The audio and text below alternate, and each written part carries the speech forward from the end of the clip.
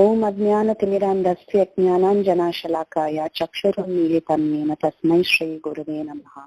मुखं करोति वचलं पङ्गुं लङ्घयते गिरिं यत्कृपातमहं वन्दे श्रीगुरुं दीनतारिणं। नमावों विष्णुपदाय कृष्णप्रेष्ठाय भूतले श्रीमते भक्तिवेदान्तस्वामिनिति नामने। नमस्ते सरस्वती देवे गौरवाणी प्रचारिणे निर्विशेषशून्यवादी पाश्चात्यदेशकारिणे। जय श्री कृष्ण चैतन्य प्रभु नित्यानंद श्री अद्वैत गदाधारा श्रीवासादि गौर भक्त वृंदा। हरे कृष्ण कृष्ण कृष्ण हरे हरे, हरे राम राम राम हरे हरे। नमो विष्णुपदाय कृष्ण प्रेष्ठाय भूतले श्रीमते Radhanath.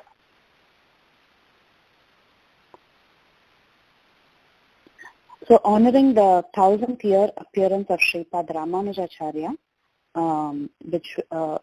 which according to the one of the calendars has already passed by, according to the other calendar is going to be this Sunday.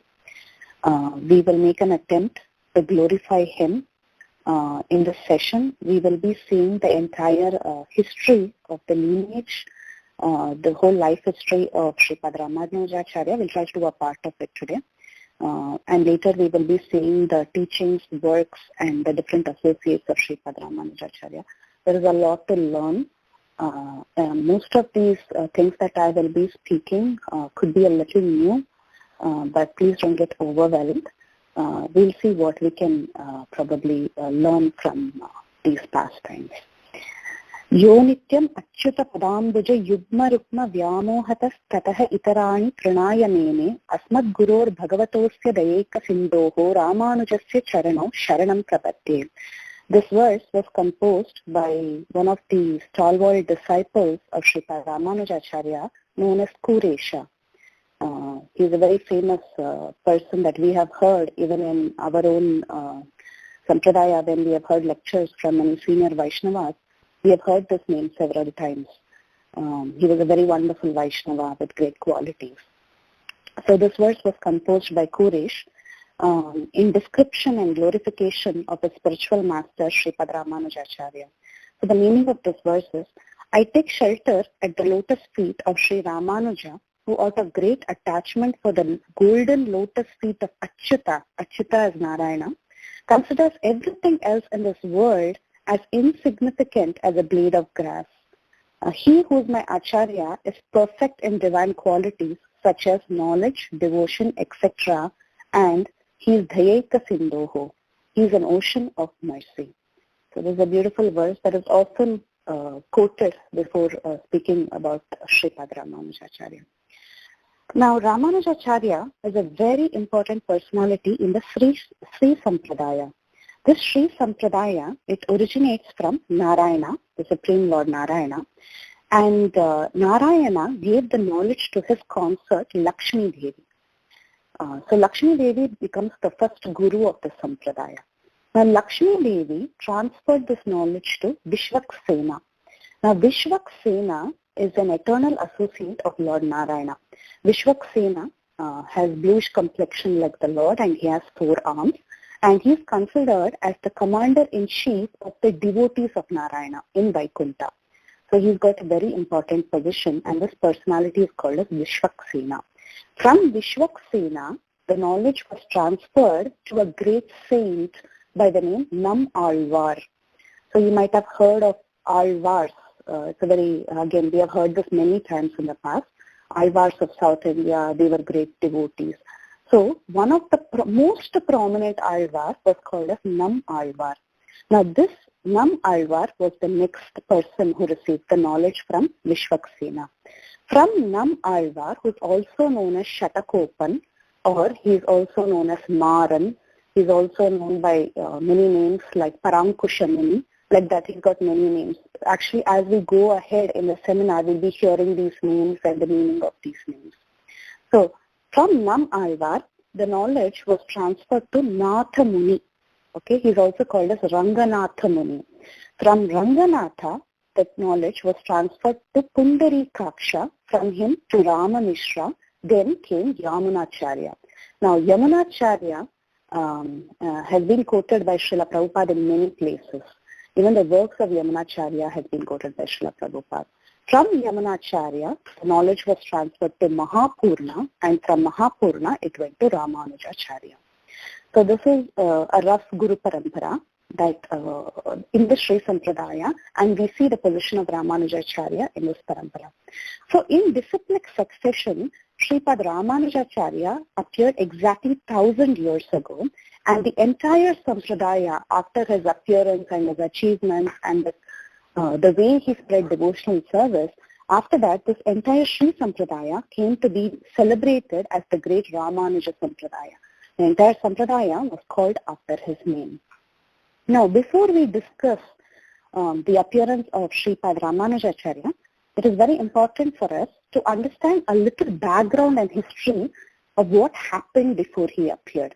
So otherwise, we won't be understanding the further past tense. So I'll give a little bit background before Sripad Ramanuja appears. What happened with these gurus that we just mentioned, right from Nathamuni, from Nammalvar, sorry. After Vishwaksena, it was Nammalvar. From these people, what happened? Little bit story, okay? We don't have to remember these names, but we can just relish the story that had happened, okay? So, as I mentioned, many of us have heard about this term called Alvars. Alvars numbered, they were 12 in number, and they were great Vaishnava saints. And the meaning of Alvar means one who is always immersed in the thought of the Lord. Alvar can also mean one who rules us by his devotion. So there are two meanings to this word Alvar. So these Alvars were the pillars of the Sampradaya, and the entire Sri Sampradaya itself revolves around the 4,000 poetries called as the Divya Prabandham that were composed by the Alvars. Many terms are new, but just try to listen. So the entire Sri Sampradaya revolves around these 4,000 poetries that were composed by these Alvars. These 12 Alvars, all of them appeared much before the appearance of Sripad Ramanujacharya. So Sripad Ramanujacharya, though he is considered as the chief Acharya of the Sri Sampradaya, the entire material was already given by the Alvars, who appeared much before him. Some of the Alvars, they even appeared during the Dwapara Yuga, okay, and some appeared during Kali. So they all appeared over a huge period of time, and their works had been recorded, and then this was used as the basis of the entire Sampradaya. Now, after Krishna left the planet, the Kali Yuga began. So, on the 42nd day of the Kali Yuga, just Krishna left the planet, Kali Yuga began. On the 42nd day of the Kali Yuga, a particular person by the name Nam Alvar appeared in Kali Yuga on the 42nd day. Now, this Nam Alvar was the son of a couple by the name Udayanangai and Karyar. Don't have to remember names, but I'm just giving little information. So this particular couple had gone and prayed to the Lord that they wanted a son, and their prayers were answered, and they had a son. Okay, so in a place called Alvar Tirunagari, which is in Tirunelveli district in South India, it borders Kerala and Tamil Nadu. So this particular district, this child was born, and when this child was born, he did not drink milk, he did not cry, he did not open his eyes, he did not show much of life symptoms. So they were all very surprised what happened to this child. It is said that when a little baby is born in this world, as soon as the baby comes out of the womb of the mother, a particular air of ignorance called as the Shatavayu, it is called as the Shatavayu in Sanskrit, it engulfs the child. This Shatavayu is the air of ignorance or Maya. Maya immediately covers the baby that is born. So, Nam Alvar never cried. He never swallowed the Shatavayu, and hence he never cried when he was born, and he got the name as Shatakopa. That means one who angrily kicked away the air of ignorance.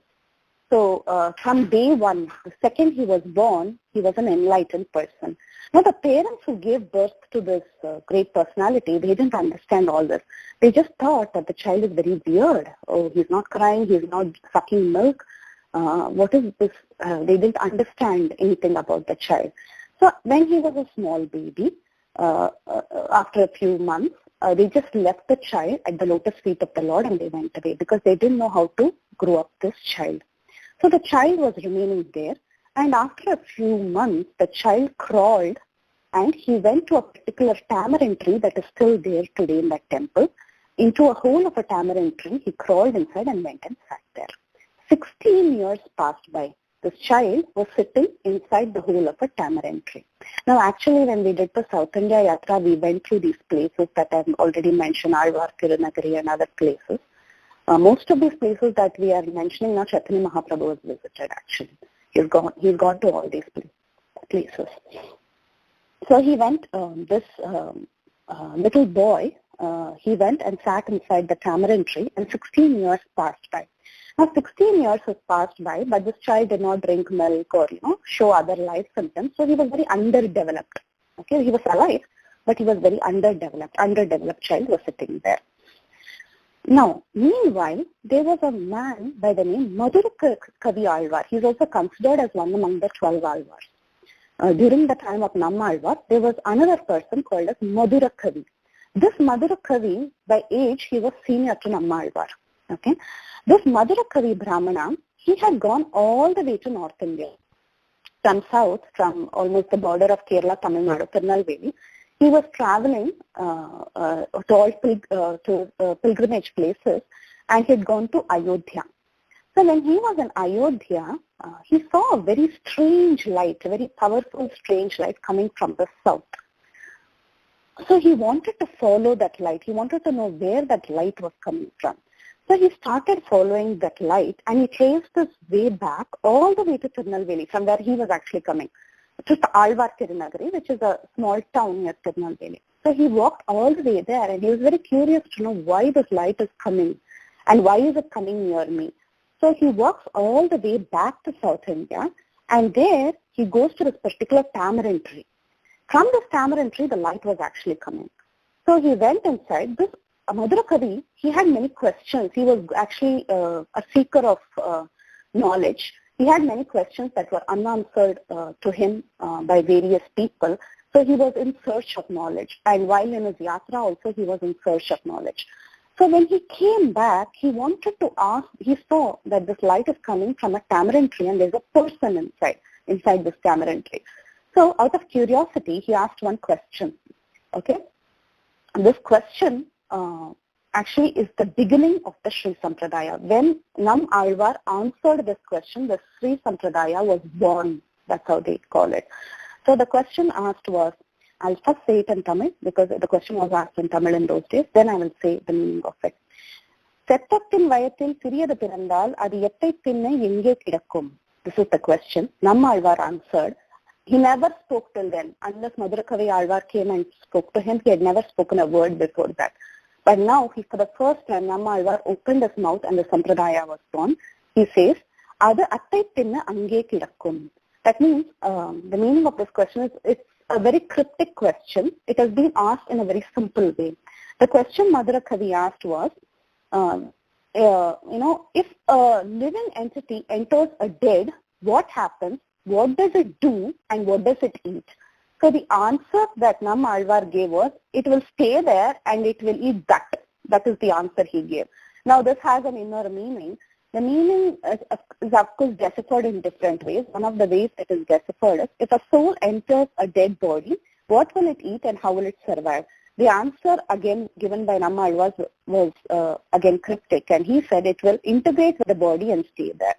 That is, the soul will experience all the pleasures and pains of the body through the senses of the body until it decides to leave this body by its own terms. So, and also there are other explanations given that it talks about Atma and Paramatma. So like that, there are different explanations given about the conversation that these two people asked. So this was the birth of the entire Sampradaya. After Vishwaksena had received it, he had given this knowledge to Nam Alvar. Now Nam Alvar is going to propagate this knowledge. So this is what we are seeing in the story. Now, Madhurakavi, he was very impressed with the question that he was asking and the way this person inside the tamarind tree was giving him answers. So he requested this person, Nam Alvar, to give him more knowledge, and he became a scribe. whatever Nammalvar was telling him, he was sitting and writing it down. This was scribed several years ago, even much before Ramanujacharya even appeared. Okay, this is all in the beginning of Kali Yuga. So he scribed down everything. Now, whatever knowledge he received from his guru, he put it into 4 sections. Okay, so he scribed about 1,100 plus verses in 4 sections. So over a period of time, and of course many more alvars had appeared and everything was written down and it was all lost over a period of time. Many years passed by. Then in 900 AD, over a period of time, lot of this knowledge was lost. In 900 AD, now you forget the first part of the story. So we have stopped at a point where the knowledge was given to a person by the name Madhurakavi. Not everything, a part of it, like about 1,100 verses was given, and he scribed it, and over a period of time, we don't know what happened. Now, in 900 AD, let's go fast forward, there was a great saint by the name Ishvara Muni. Okay, now we are going to see the story of Yamunacharya, and then we'll jump into the story of Ramanuja very soon. So, there was a great saint by the name Ishvara Muni. This Ishvara Muni had a son by the name Natha Muni. Okay, this Natha Muni we saw was a part of the Sampradaya. So this Natha Muni, again he went to a trip to North India. This time this Natha Muni is going to Vrindavan. So he crossed the Yamuna and he went on the other side of, and he reached the other side of the banks and he reached Vrindavan. So he was he was a great devotee of Lord Krishna, and Lord Krishna had blessed him.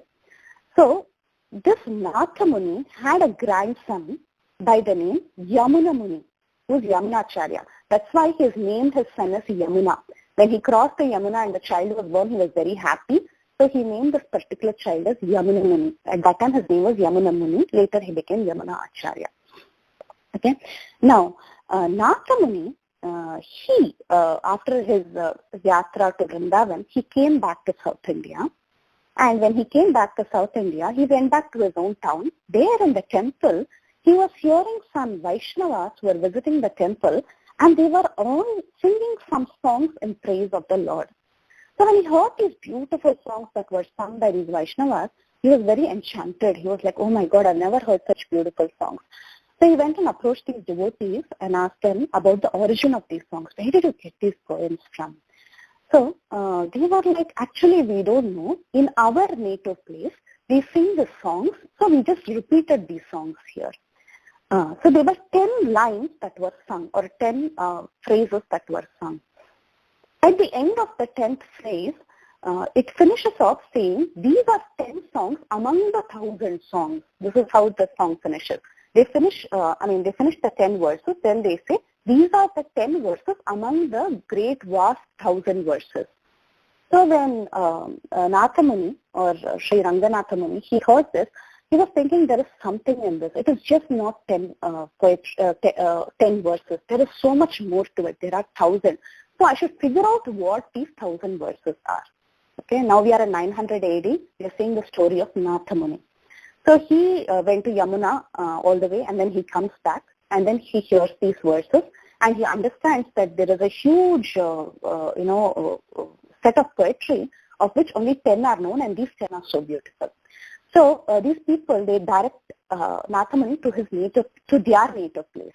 When they go to their native place, which is near Kumbakonam, they say, no, we also know only these 10, but if you go to a place known as Alvar Tirunagari, where Nam Alvar was born, there you will get the entire set of 1,000 verses. So this Natha Muni, he goes to Alvar Tirunagari, where Nam Alvar had appeared several years ago inside this neem tree. So he goes all the way back to this town, and there he asks many people about the poems that are sung in front of the deities.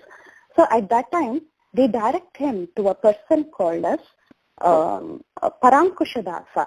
Parankusha is actually the name of Nammalvar.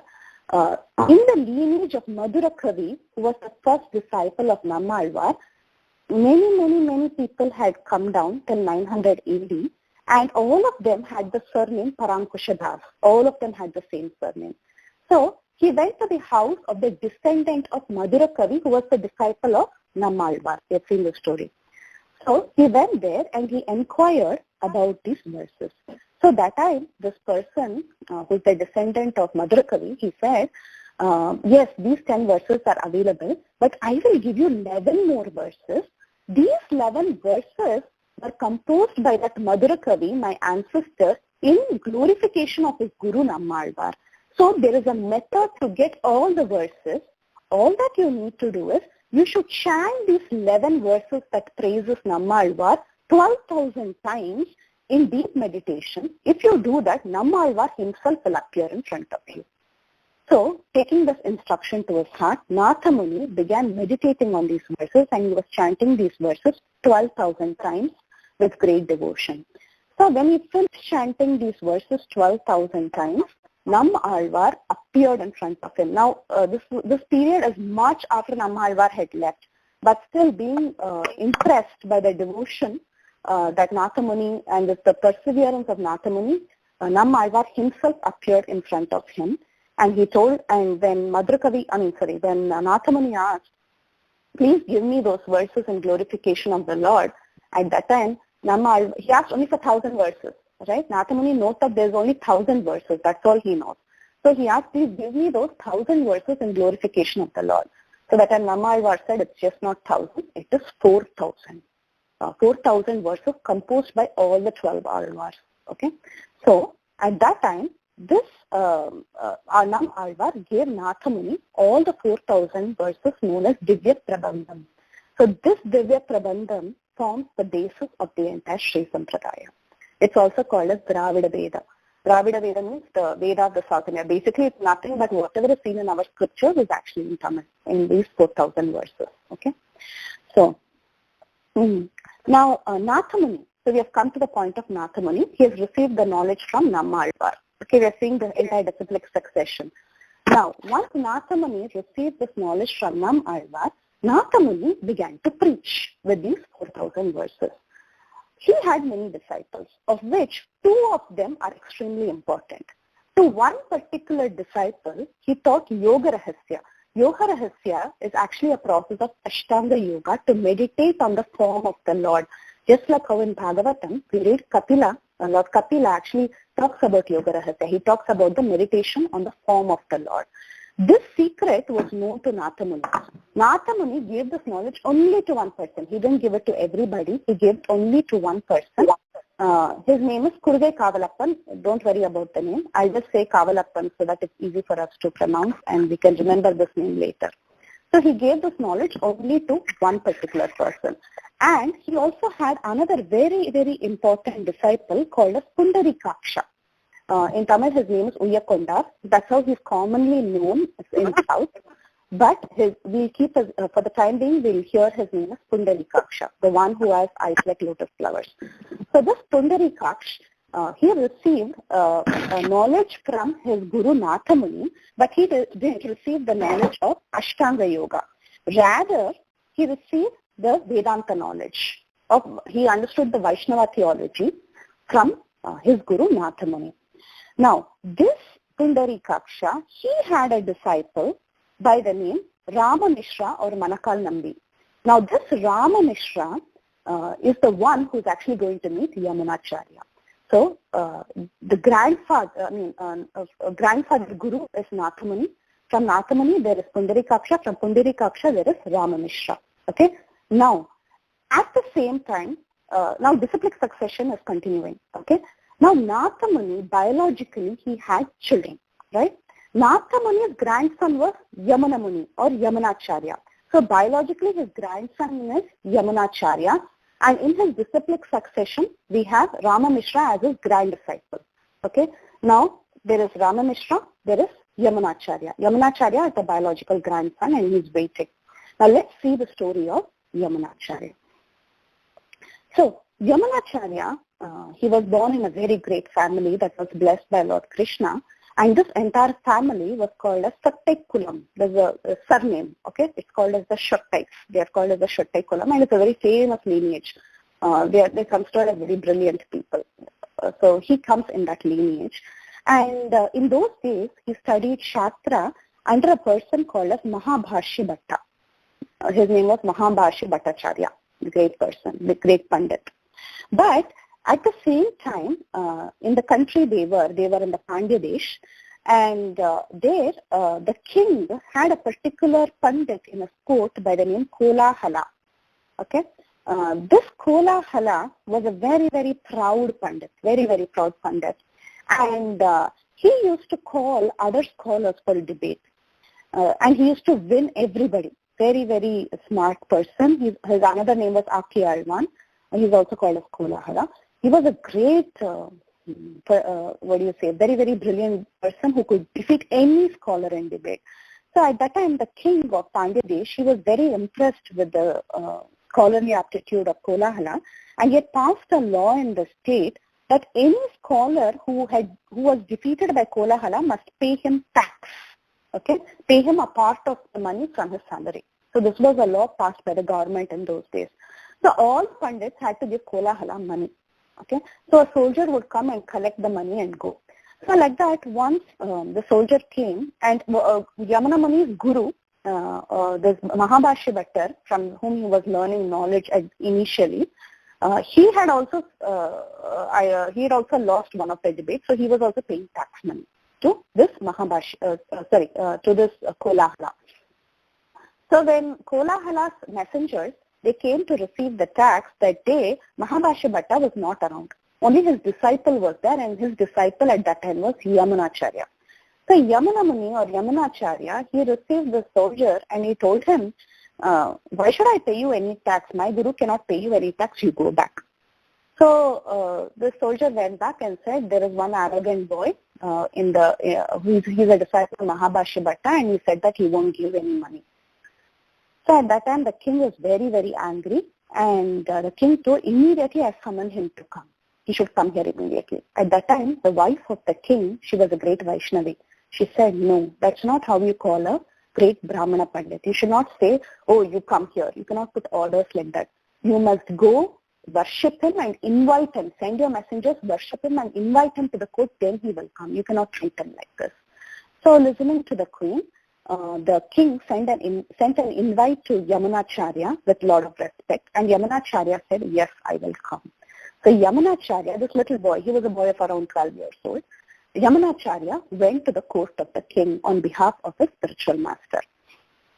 Now, Ramanujacharya went to the court, he saw the scholar, and during this time, while he was going to the king's court, at that time there was a difference of opinion that broke between the king and the queen about the boy who is going to come. So the king said, okay, this arrogant boy is going to come. Just like how a cat plays with a mouse, similarly Kolahala will defeat and destroy this boy, because Kolahala is known to have defeated everybody. So at that time, the queen was a devotee. She realized that this Ramanujacharya is not an ordinary child. She said, just as a spark can turn a mountain of cloth into ashes, similarly, this little boy is the one who is going to destroy the mountain-like pride that Kolahala has. So this was an argument between the king and the queen. So one person was favoring the little boy Ramanujacharya, and the other one was favoring the great Pandit Kolahala. Then the king said, okay, now we'll make a deal. If this boy is, the queen first made a deal. She said, okay, I make a deal with you.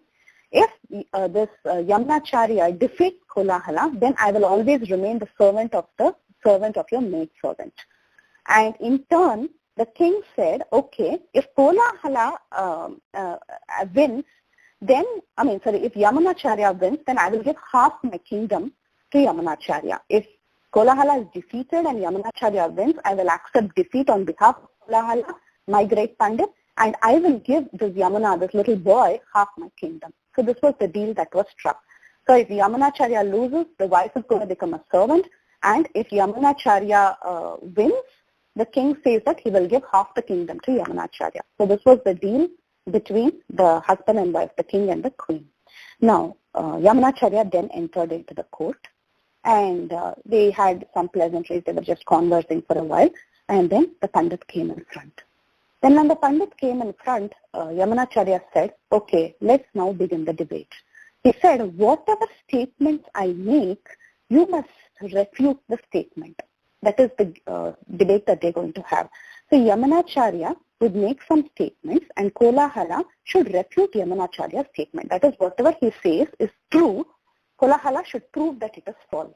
Okay, so this is the deal that they had. This is how the argument began. So at that time, Ramanujacharya began his first statement. Ramanujacharya said, my first proposition is that your mother is not a barren woman. That means you should prove that your mother is a barren woman. How can he prove? He is born out of his mother. His mother has given birth to him, and he has to say that his mother is a barren woman. That was the first statement. So then Kolahala was like he was totally confused. He was like, my mother has given birth to me, and how is it possible for her to be a barren woman? I cannot refute this statement.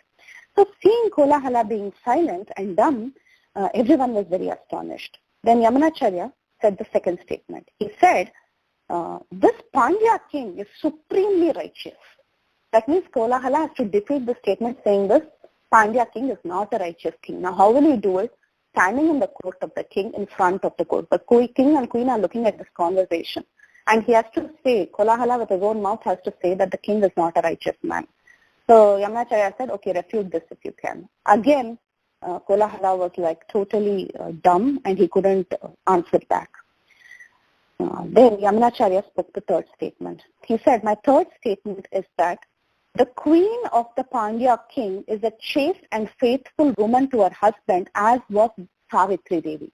So just like how Savitri was very chaste to her husband, similarly, this queen is very chaste and faithful to her husband. At this point, Kolahala must say the queen is not chaste. If he ever says that, he knows he's doomed for life in front of the queen and in front of the king. And in fact, the queen was known for her chastity in those days. So, seeing all these questions, Kolahala got very, very angry and he said, I cannot, I'm a loyal subject. I cannot say that the king is unrighteous or the queen is unfaithful. So if you have an answer to refute your statements, then first you first do it. Because I'm not able to do it, but you have to tell, if there are answers to this, if there is a refutation to this, you first do it and show me. So at that time, Ramanujacharya said, my first statement is Tvam Matana Vandya. That means this great Pandit, your mother, is not a barren woman. Okay? Tvam Matana is a barren woman. Now I have to defeat it saying that she is not a barren woman. Yeah, she's not a barren woman. Now I have to defeat it saying that she is a barren woman. So how I'm going to do is, according to Manu Samhita, that a woman who, it says that if a woman has only one child, she is considered as barren. Okay? Your mother has only child, that is you. Hence, according to Manu Samhita, she's still barren. She has not given birth to another child, so she's considered barren.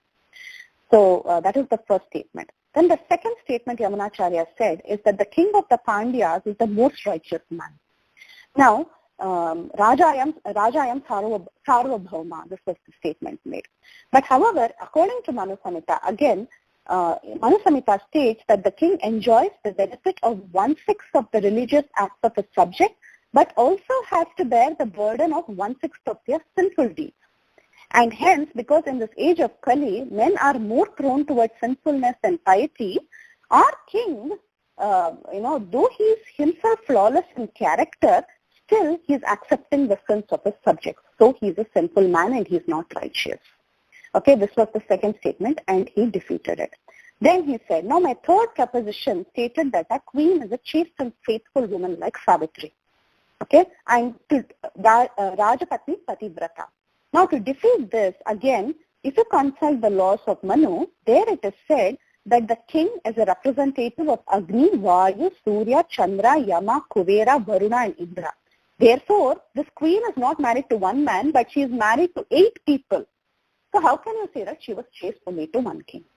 So this is how Ramanujacharya defeats these 3 statements. So the king was so surprised, he was so elated.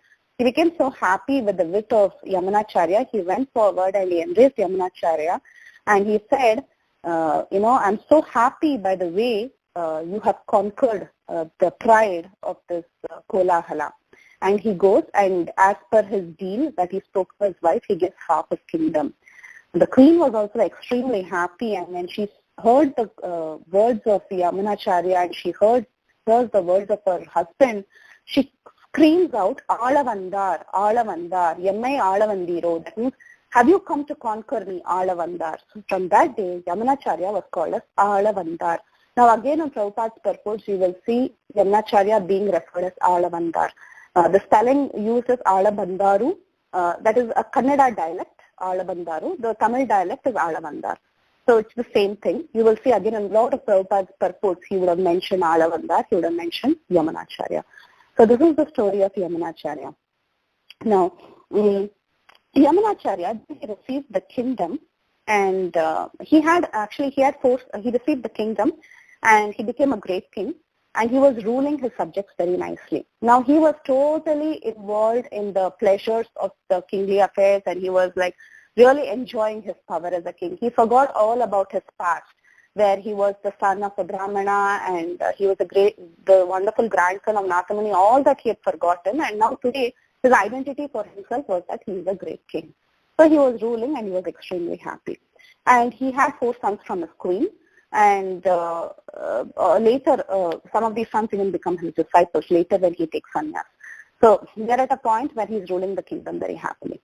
Now at that time, remember when I told that Nathamuni had a disciple, Pundarikaksha, and his disciple was Rama Mishra. We stopped there. Similarly, Nathamuni's grandson was Yamuna Muni, and now he's become the great Alavandar, the great king. Okay, so this Rama Mishra, who is the grand disciple of Nathamuni, came to know that the grandson of his Nathamuni is actually a king now, and he's forgotten what he must be doing. He's doing something totally not necessary now. That is, he's ruling the kingdom and enjoying pleasures. That is not required for the grandson of Nathamuni, because he has to propagate the sampradaya. He has to become the next sampradaya acharya. So at that time, Rama Mishra was very concerned about this person. So he devised a plan to go to the kingdom and bring back the grandson of Nathamuni back to the correct path. Okay? So the plan that Rama Mishra devised was that he went to the cook in the kingdom, inside the palace. There was a kitchen, of course, and the kitchen had a head cook.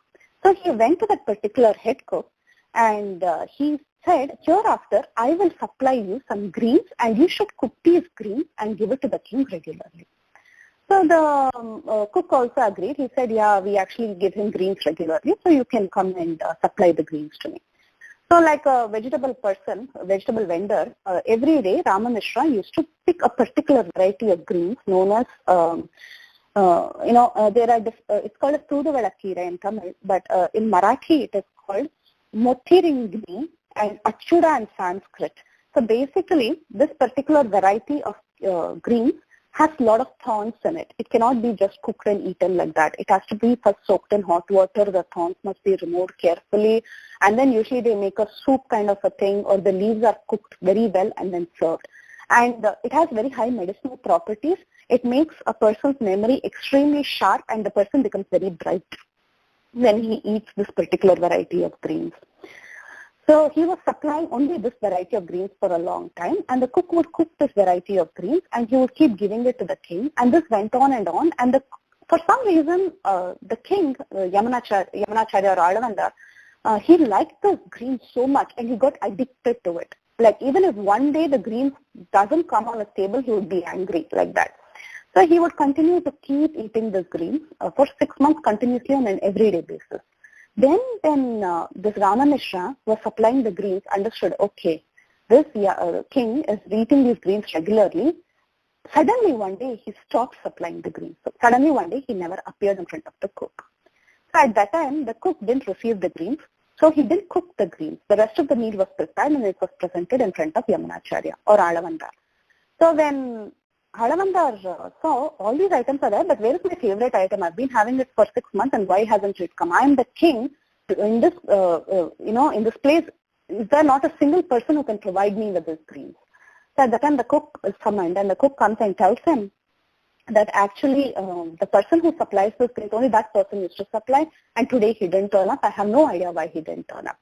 Then the king was extremely angry. Ramanujacharya was extremely angry. He said, ask that person to come in front of me immediately. How dare he not supply these greens?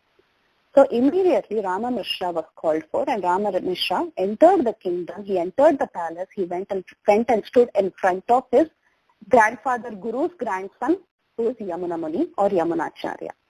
So he went and stood in front of him, and he was very satisfied and heart. So at that time, Alavandar or Yamunacharya asked him, "Why didn't you give me the greens today? What happened to you?" So at that time, Rama Mishra said, "I did it purposely so that I could get your darshan. I could see you face to face." The Yamunacharya was like, "Why would you want to see me face to face? What is it?" So at that time, Rama Mishra said, "You're enjoying a lot of wealth. You're very happy. You're a great king. But there is one particular wealth that you have missed.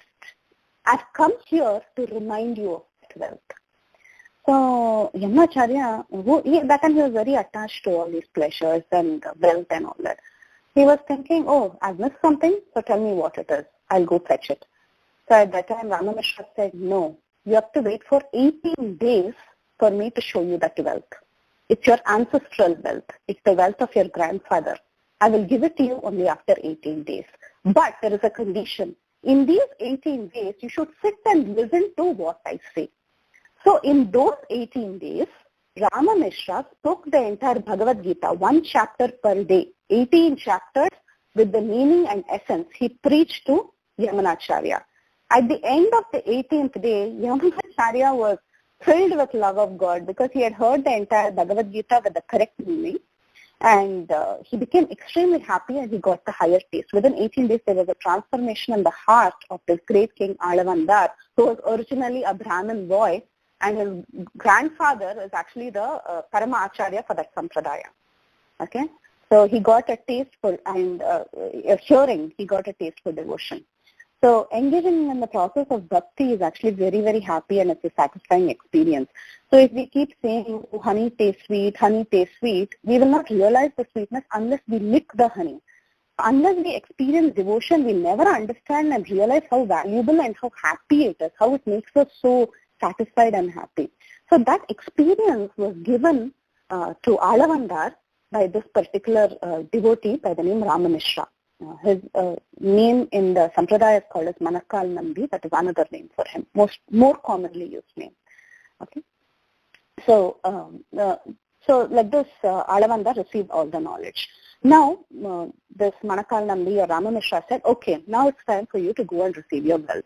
At this point, Alavandar was not very interested in the wealth because he already felt that, okay, I have the highest wealth, so why should I go to something else? Then Rama Mishra insisted, no, you have to come with me. He takes him by hand and he says that wealth is across 7 enclosures. That is actually the Ranganath deity in Sri Rangam. There are 7 enclosures if you enter the temple. For those who know about the temple, there are inside 7 enclosures the deity is present. So he takes them from all the way from Bangladesh. They go to Sri Rangam by walk, both of them, and then Yamunacharya is presented in front of the deity. The minute he sees the deity, his heart is totally melted. Already he's transformed.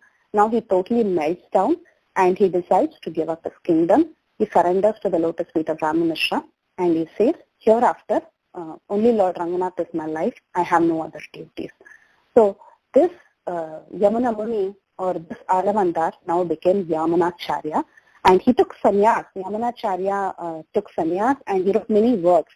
Like one of the famous work is Stotra Ratna. Again, Prabhupada has commented on this particular work several times. Very, very famous work.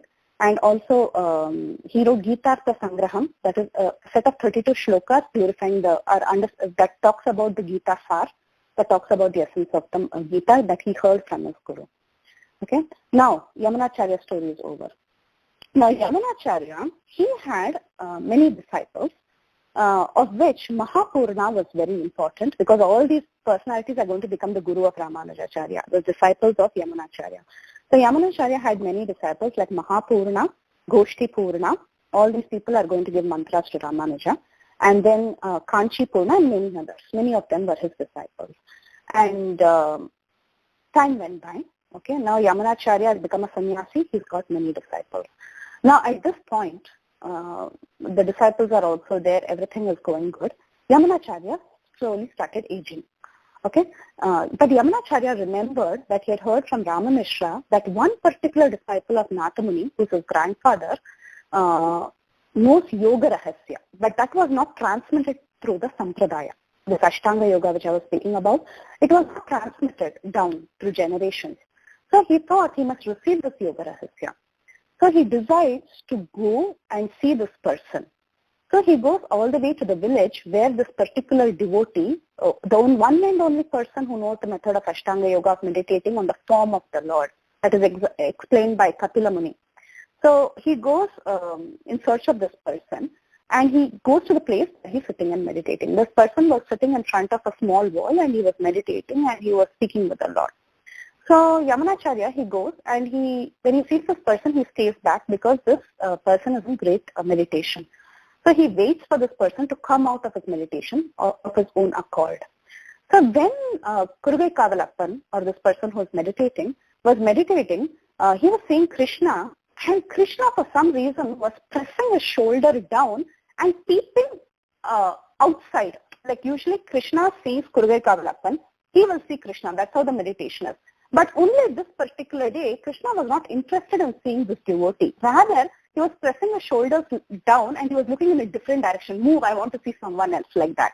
So he was looking out somewhere else. So when this man saw this kind of a scene in front of him where Krishna is not even interested in looking at him, he understood someone who is very special to the Lord has actually come. So at that time, he broke from his meditation and he shouted, or he called out, "If anyone from the Shottai Kulam come here," because he knows that his guru is actually from Shottai Kulam, and his guru is very dear to Krishna. Okay, so he immediately gets this idea that someone from that family has come. That's why Krishna is not looking at me; he's trying to look elsewhere. So when he calls out like that, Ramanujacharya comes in front of him and he introduces himself as being the grandson of Nathamuni. And the Kurugai Kavalappan is extremely happy to see Ramanujacharya. Then Ramanujacharya requests this person, "Can I please learn Yoga Rahasya from you?" Okay. So at that time, this person says, "Not now. You come back. You come back after some time, at the time of Pushya. When the Pushya nakshatra is with the moon, at that time you come back." That is a few days later. So Ramanujacharya goes back to Sri Rangam and he's sitting there. And there he's just continuing with his usual duties. And on one of these days, he's just sitting in front of the deity, and some devotees there, they are enacting the Divya Prabandham, or the shlokas of the Alvars. They are in glorification of the Lord. They are showing actions and they are singing that shlokas. So in one particular shloka, it says, "Go to Thiruvananthapuram." Thiruvananthapuram is the Padmanabha Swami temple. We have done this in South India Yatra in Kerala. So the shloka says, walk all the way to Thiruvananthapuram or Padmanabha Swami temple and go and do the service of sweeping the floor of the temple. So this is a particular verse that the Alvars sing. And when the devotees were singing this verse in front of the Lord with action, that time suddenly Ramanujacharya, he had a feeling, oh, maybe this is an indication that it's been a long time and I should go there and do the sweeping service. So immediately Ramanujacharya with his disciples, they start walking towards Kerala, where the Thiruvananthapuram is, to Padmanabha Swami temple. And they go all the way there and they pick up brooms and they start sweeping the temple. Because he's so immersed in the songs of the Alvars, he felt it's a personal instruction and he went there. While he was sweeping, suddenly he realized today is the auspicious day of the Pushya Nakshatra and I'm here sweeping. I have to go all the way back to where that person is going to teach me Ashtanga Yoga. So when Ramanujacharya again walks back to that place, it so happens that this particular Kurugai Kavalappan, he leaves his body and he goes back to the spiritual world. So why all this story is? Because the Yoga Rahasya, the path of Ashtanga Yoga within the Vaishnava Sampradaya is not actually passed down anymore in the age of Kali Yuga. Kali Yuga for us, Nama Sankirtan. That's all. So all this Ashtanga Yoga, sitting and meditating on the form of the Lord was not passed down even in the Sri Vaishnava Sampradaya. It got cut off because the age of Kali was progressing. So that's why I wanted to say this story. So continuing, so Ramanujacharya now became a little old. Now I tell one very important story. Why I have to tell this is because we have to see the appearance of Ramanujacharya. We haven't seen his appearance yet. So Ramanujacharya was getting old and old. At that time, his guru, Ramanujacharya, was also getting very old, right? Because his guru, he was also getting very old. So at that time, Ramanujacharya tells him that, oh Yamuna, you're doing a very good job. You're a very good acharya. You're having disciples. Things are going very good with you. But I have something to tell you. This sampradaya, the actual acharya of the sampradaya, who's going to propagate the sampradaya and make it big and spread devotional service, is yet to appear. And during your time, he will appear. He'll appear during your time. And he will come and spread this far and wide. It's a prediction that was already being made. So at that time, Yamunacharya asked, oh, is it? Then how will I recognize him? How will I bring him here? So at that time, Ramanujacharya says, he now recounts a story that happened. We are going back to the original story of Nammalvar and Madhurakavi, that particular scene that began the Sampradaya. We're going all the way there now. Okay, so then Ramanujacharya recounts an old story.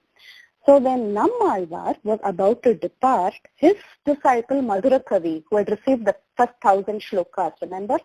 That person, he became very, very sad, and he told Nammalvar, if you depart, who is going to make this Sri Vaishnava Sampradaya grow? So please give me an alternative. So at that time, Nammalvar told him, go to the river Tamirabarani. Tamirabarani is one of the rivers that flows in south near Tirunelveli. So he says, you go to that river and make a pot out of clay, mud pot out of clay, fetch some water from Tamirabarani, set up a fire and boil that water nicely. Okay? So this Madhurakavi, now Nammalvar is, we are going flashback now. Nammalvar is going to leave. Madhurakavi is being instructed to go fetch water and boil that water. So he fetches the water and the water begins to boil. And the water boils and boils and boils, and it leaves a residue. Okay, when the water boils, it leaves a residue, and from that residue, a particular vigraha appears, a murti, a vigraha appears. So when Madhurakavi receives this vigraha, he's so surprised, and he looks at Nammalvar and says, I wanted a solution from you. So I thought your vigraha will appear, but this vigraha doesn't look anywhere close to you. You look so different from this vigraha that has come from this boiling of the water. He says this.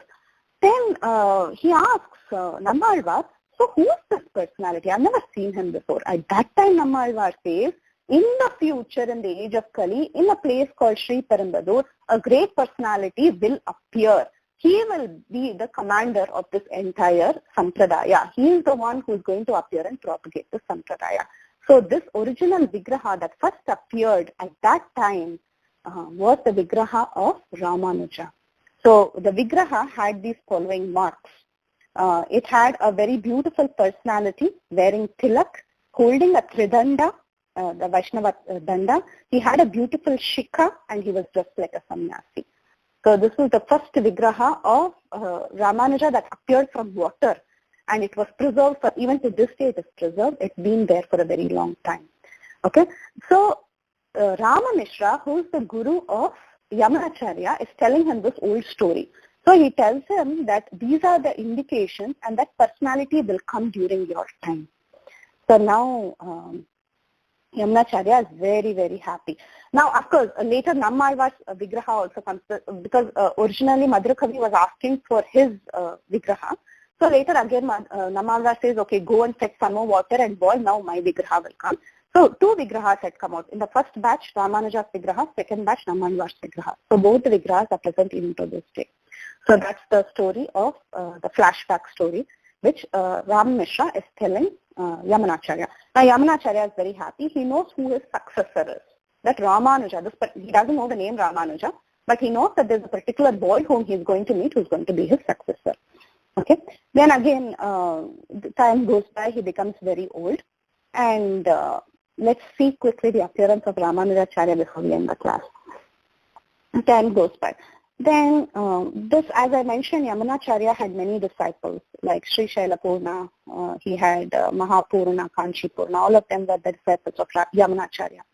Now, one particular disciple is called as Periya Tirumalai Nambi or Sri Shailapurna. Okay, he was doing service in the Tirupati temple, Tirumala Tirupati. There he would do the service of carrying water for the Abhishek of the Lord. Okay, this was the service given to that person called as Sri Shailapurna. Now, Sri Shailapurna had two sisters. The sisters' names were Sri Devi and Bhudevi. Okay, this Bhudevi was also known as Gantimati. So, two sisters he had, and he got these sisters married to two qualified Brahmanas. So, Bhudevi or Gantimati was married to Keshava Somayaji. Okay, he was a very exalted Brahmin with very good qualities. That is, he had a very good character. So, a very, very qualified person married Bhudevi, and Sri Devi was married to another person by the name Kamalanayana Bhatta. So, this Sri Shailapurna, we are getting into Sri Shailapurna because this is the family of Ramanuja. So, Sri Shailapurna had two sisters, of which Bhudevi is very important, and she was married to Keshava Somayaji. Now, Bhudevi or Kantimati and Keshava Somayaji are actually the parents of Ramanuja. Now, they desired to have a son. So, they went to a particular temple in Triplicane. Triplicane is inside Chennai city. They went there. The temple is known as the Parthasarathy temple, where the form of the Lord is actually a two-armed form, Krishna form. But interestingly, it's a huge murti of Krishna. And no, it's not a two-armed form. Actually, there are four arms, sorry. So, but it's a huge form which has a big mustache. That's the only deity that has a mustache, the two deity of the Lord, which Supreme Lord that has a mustache. So, it's a very beautiful deity, and it is in the heart of the Chennai city. So, this couple, they go there and they pray to have a son, and their prayer is answered by the Lord, and the Lord says, yes, you will have a very qualified son. So, they come back to their place, and they are living in a place called as Sri Perumbudur. That's the birthplace of Ramanuja. Sri Perumbudur is not very far off from Chennai. It's like, if you just cross the outskirts, maybe 50 kilometers from the center point of Chennai, you'll reach Sri Perumbudur. It's not very far off. So, they came back to Sri Perumbudur, and there they had their child. The great Ramanuja was born. Okay. So, during the month of Chitra, during Adra Nakshatra, Ramanuja, the great Acharya of the Sri Sampradaya, was born. Now, so we understand that this child was actually the sister's son, right? Sri Shailapurna's sister's son. That means the child's mama is Sri Shailapurna, who is a disciple of Ramanujacharya. Okay?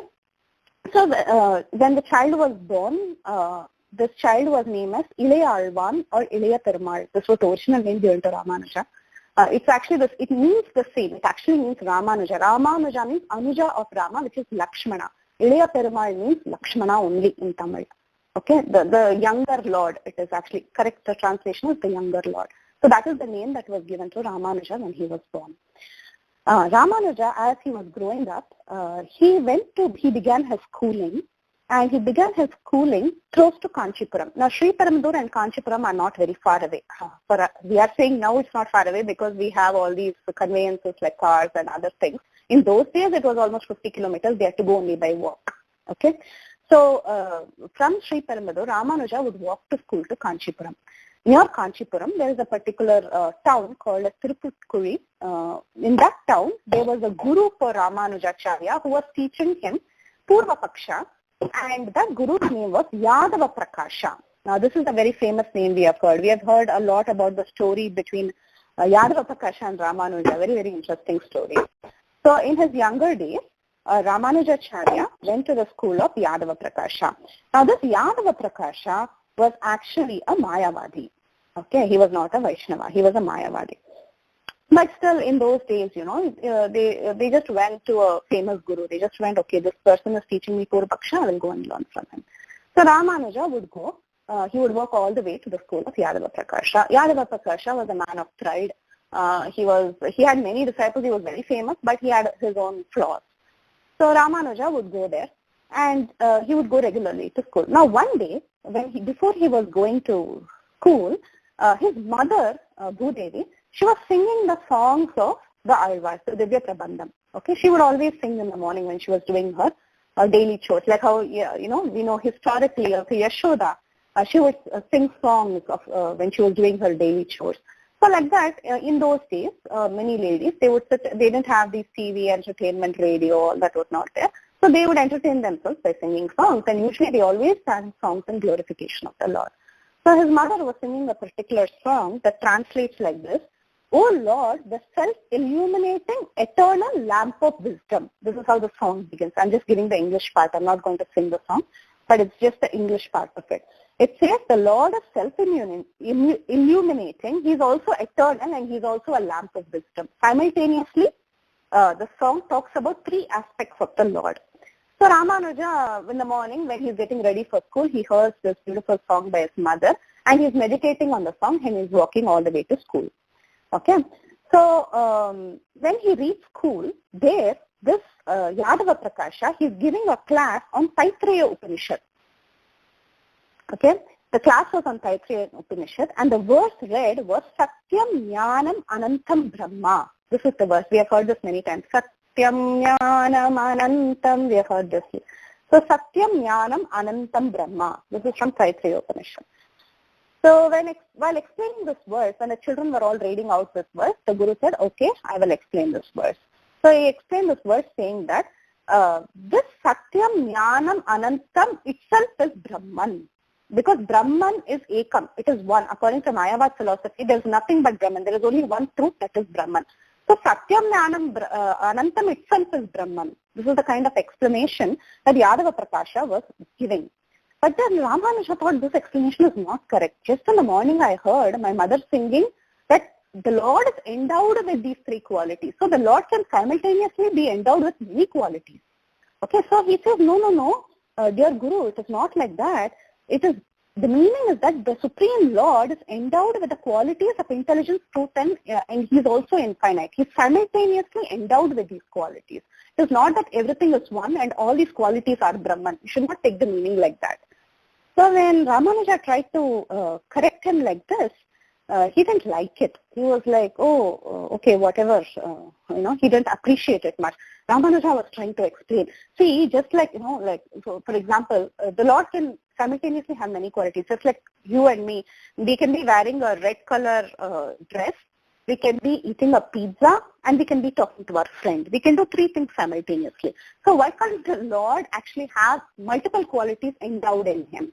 So this is the kind of argument Ramanujacharya was putting forth to his Guru. Anyway, his Guru didn't appreciate it much and he asked him to keep quiet. Okay. But the students who were present with Ramanujacharya, they were very impressed. Oh, this is interesting. This boy has a lot of knowledge. So this went on for a while. Then after a few days later, again Ramanuja was getting ready to go to school. At that time, his mother was singing songs from the Divya Prabandham. She was singing a particular song where a girl is calling out to her friend and she's saying, this is a song in glorification of the Lord. The song is, in your house there is a garden.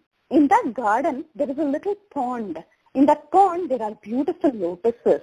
The Lord's eyes are like these beautiful lotuses. This is a poetry that she's singing in the morning from the Divya Prabandham.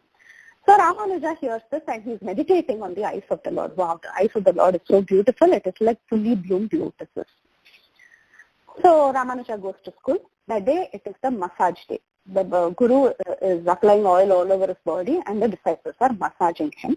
And it was Ramanuja's turn to massage the body of his Guru Yadava Prakasha. So Ramanuja was very busily giving him a good massage. And then the Guru said, okay, open up your textbook, open up Chandogya Upanishad and recite a verse from Chandogya Upanishad. The verse recited by the children were Tata Kapyasam Pundarikaksham Evahi Akshini. Okay, they are reciting this verse. Then the Guru says, okay, stop. Now I will give the explanation. He says, the Lord's eyes is red like the sitting place of a monkey, backside of a monkey. Okay, so this is the meaning of this verse. And when Ramanuja, who was giving the massage, heard these words, he just felt so bad and he started crying. That when he was crying, he was so filled with love of God, he felt so sad and hot tears were coming down from his eyes. And these hot tears actually fell on the thigh of Yadava Prakasha. So when Yadava Prakasha saw some drops of hot tears falling on him, he just looked up and asked, Ramanuja, what happened? Why are you crying? I don't think this is an emotional point. We are just talking about the description of the Lord's eyes. What's so emotional in that? Then Ramanuja felt very, very bad. He was totally distressed.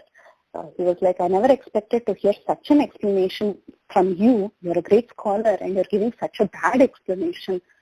you're comparing the lotus eyes of the Lord to the back of a monkey, lower back of a monkey. That is not correct. He says it's a very sinful thing to compare the eyes, beautiful eyes of the Supreme Lord, to the back of a monkey. The Lord is endowed with such beautiful qualities. He has to be compared to beautiful things in this world. So this is what Ramanuja says. Now this is the second time Yadava Prakasha is getting irritated with Ramanuja. So he says, okay, you think you know everything. Now you tell me, what else could be the meaning of this?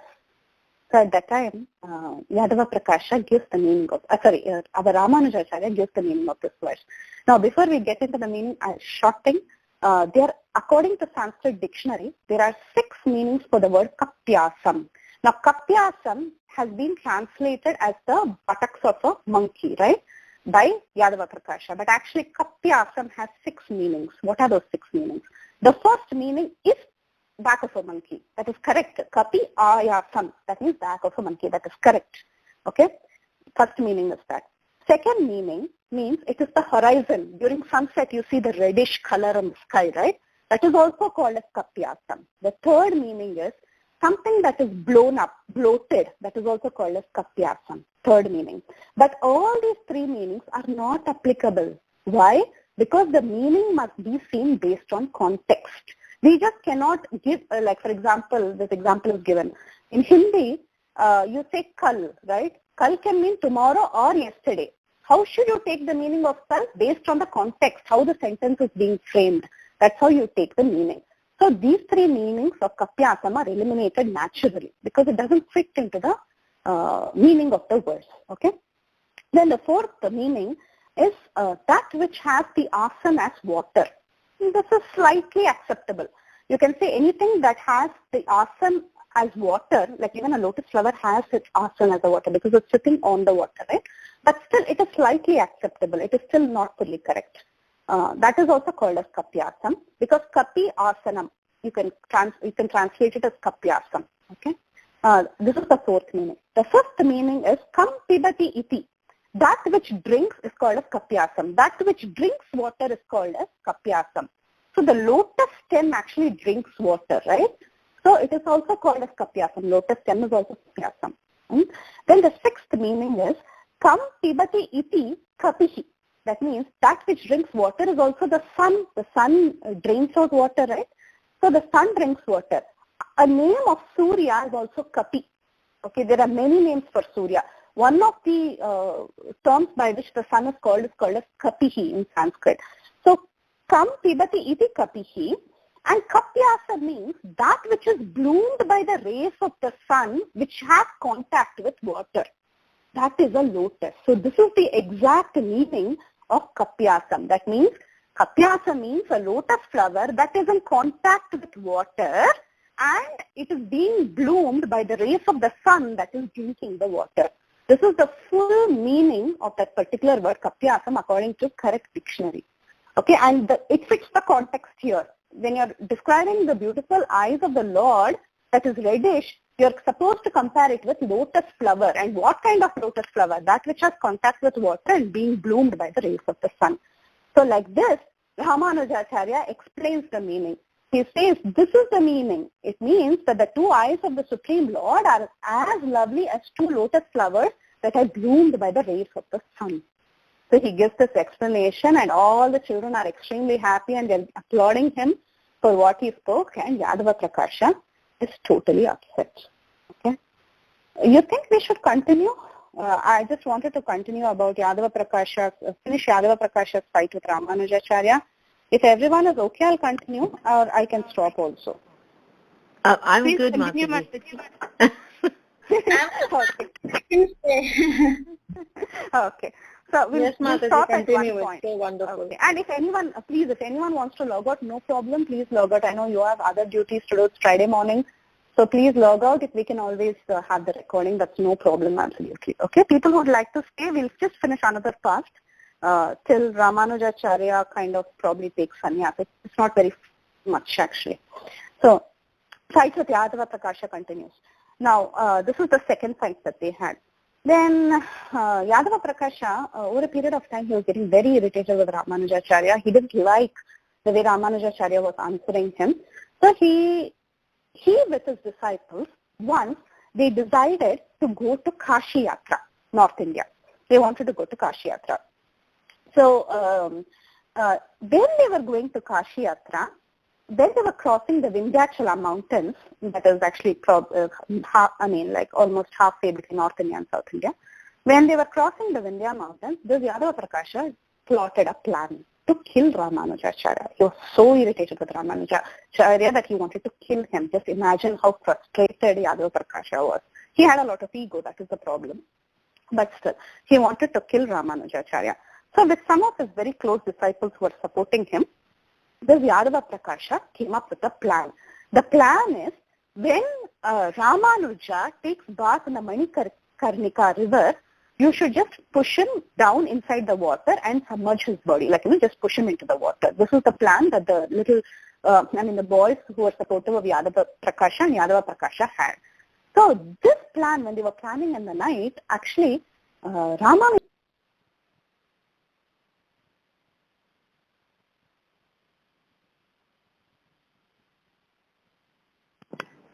Hare Krishna. Hare Krishna. I think Mataji got cut off. Yeah. Maybe Yadav Prakash didn't like this. Yeah. Let me get back to her. Okay. Okay, Climax. We're at the climax. We're about to have oh, yes, Mataji. No idea how I got cut off. You got cut off right when you were saying they were going to kill Ramanujacharya by drowning him in the river. Okay. Yeah, very nice. Thank you.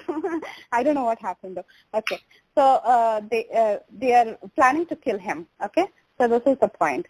So when when they were talking about this plan in the night, there was one boy by the name Govinda who heard this. Now this Govinda is none other than Ramanujacharya's cousin. Initially I said Sri Shailapurna had two sisters, Sri Devi, Bhudevi. Bhudevi's son is Ramanuja. Sri Devi's son is Govinda. Govinda and Ramanuja were very, very close, and they studied in the same school under Yadava Prakasha. Now Govinda, a very innocent boy, he overheard the plot to kill his cousin. So his elder brother, right? So he was extremely upset, but he was very scared that he will get caught if he reveals it to Ramanujacharya. So what he did was, the next day morning, he knows that Ramanuja would go to the ocean to take bath. So that time there in the wet sand, he wrote him, there is danger. Oh Ramanuja, please leave immediately. Go back. Oh brother, go back. Go back to south. Go back to Kanchipuram. Don't stay here anymore. So this was written on the sand, on wet sand, when Ramanuja went to take bath.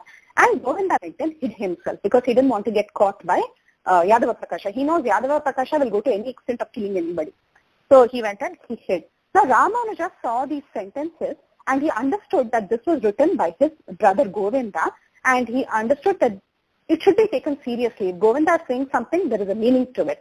He didn't know the entire plan of Yadava Prakasha at that time, but he understood the seriousness of the situation and he started walking back south. Okay, that day itself, that day early morning, he started walking back south before Yadava Prakasha woke up or came to know what was happening. When Yadava Prakasha, he woke up and everyone searched for Ramanuja, and Ramanuja was missing. So everyone came to the conclusion that maybe in the night in the forest some animal killed him and he's no more now, and everyone, Yadava Prakasha and his close disciples were very happy. Okay, this is the end of Ramanuja's story. No need to kill him. He himself died. So they were all extremely happy. Now Ramanuja had actually escaped and he was walking down south through the Vindhyachal mountains. Okay, through the forest he started walking. While he was walking, he didn't know where to walk, how to walk, which direction to go. He was totally confused, but he was just walking, looking if someone could help him. So suddenly, he saw a couple, a hunter couple, a tribal hunter couple who were crossing by. So he stopped them and he asked them, can you please show me the direction towards Kanchipuram in South India? I need to go there. So that hunter couple was like, okay, we are also going down south, you can just follow me. So Ramanuja becomes friends with this hunter couple and they keep talking and they keep moving forward. So while they were moving like this is how they were walking. First the hunter, second the hunter's wife, and behind him Ramanuja. Just like Ramayana, you have Rama walking first, you have Sita in the middle, behind them you have Lakshmana. Similarly, you have the hunter, you have the hunter's wife, and behind them Lakshmana, who is Ramanuja, is walking. Actually, Adiseshamsha is Ramanuja. So Lakshmana is walking. Like that, they were walking down in the forest. At one point, the hunter's wife said, I'm very thirsty. I cannot walk any longer. Please fetch me some water. So Ramanuja says, you stay back with your husband. I'll go fetch water. Then the wife says, see there in the distance, I see a well. Please go there and fetch some water. So Ramanuja goes. He goes, takes a little pot, and he tries to fetch some water. And he comes back. And then he gives the water to the thirsty hunter's wife.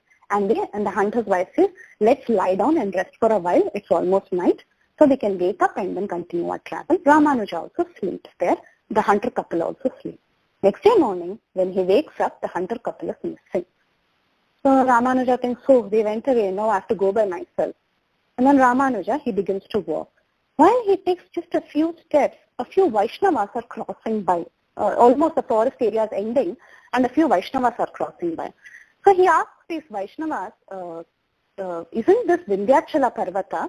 Can you show me the way to Kanchipuram? And these Vaishnavas are very confused. They're like, why is he telling Vindhyachala? He says, what are you saying? This is Kanchipuram.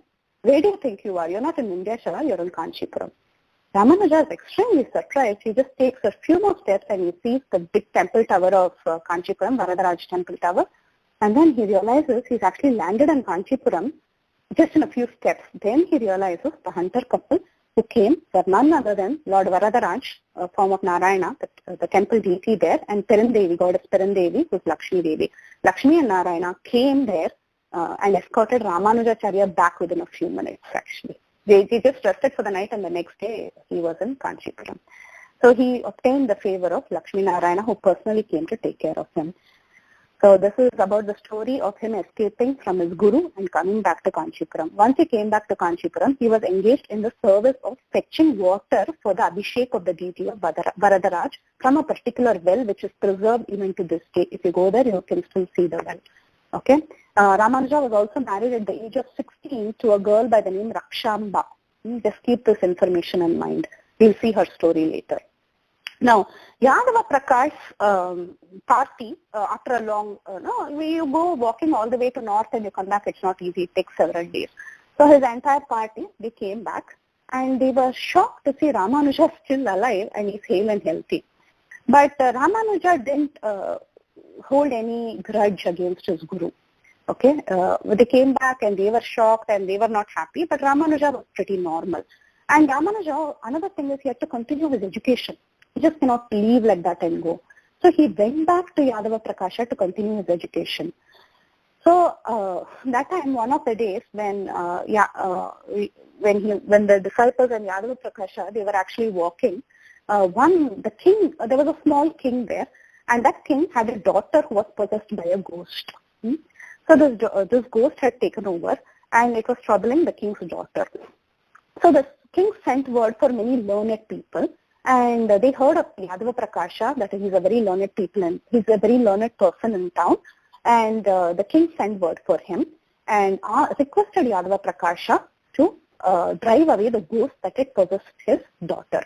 So Yadava Prakasha, very, very puffed up, he took all his disciples.